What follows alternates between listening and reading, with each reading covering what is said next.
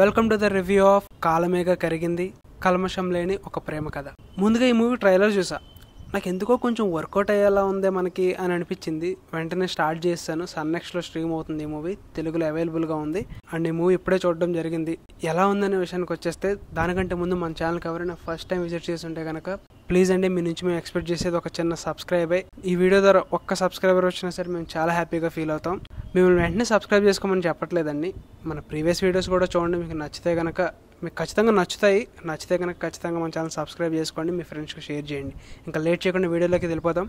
అయితే ఈ మూవీ కాలమేఘ కరిగింది ఎలా ఉందనంటే, జస్ట్ ఈ మూవీ అనేది పోయిటిక్గా ఉంటుంది. మన రెగ్యులర్ చూసే లవ్ స్టోరీస్ లా కాకుండా కొంచెం డిఫరెంట్గా, మొత్తం ఒక కవితలాగా చెప్పుకుంటూ వచ్చారు. సంభాషణలో మాటలు కూడా చాలా డిఫరెంట్గా ఉన్నాయి మూవీలో.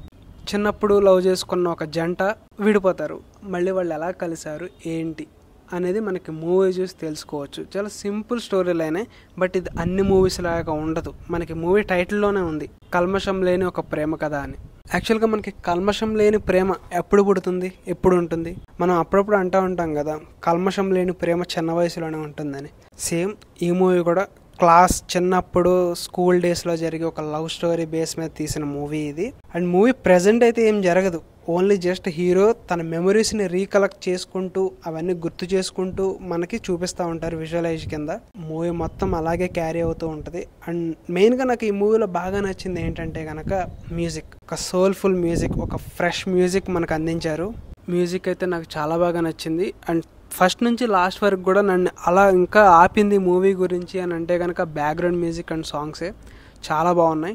ఈ మూవీ కూడా మీకు 96, జాను, ఈ మూవీస్ ఉన్నాయి కదా, అలా ఆ వేలో ఉంటుంది మూవీ అయితే, ఆ జానర్లో ఉంటుంది. అండ్ అలాగే పెర్ఫార్మెన్స్ విషయానికి వచ్చేస్తే, వాళ్ళిద్దరు స్కూల్ డేస్లో చేసిన లవ్ స్టోరీ బాగుంది. అండ్ ప్రెజెంట్ అది పెద్ద ఏమి ఉండదు, కానీ ఓకే అలా వెళ్ళిపోతూ ఉంటుంది. పెర్ఫార్మెన్స్లు చైల్డిష్ పెర్ఫార్మెన్స్లు కానీ మనం ఎలాంటి మూవీస్ని మనం ప్రెజెంట్ అయితే నిబ్బి అని చేస్తాం, కానీ యాక్చువల్గా ఆ లవ్ స్టోరీస్ పర్ఫెక్ట్గా తీస్తే బాగానే ఉంటాయి. అండ్ ఈ మూవీ కూడా కొంచెం చైల్డిష్ టైప్ ఉన్నా సరే పర్వాలేదు, బాగానే అనిపించింది. మ్యూజిక్ వల్ల నాకు ఎందుకో మరి పర్వాలేదు అనిపించింది నాకు. మీరు కూడా చూడాలనుకుంటే ట్రై చేయండి.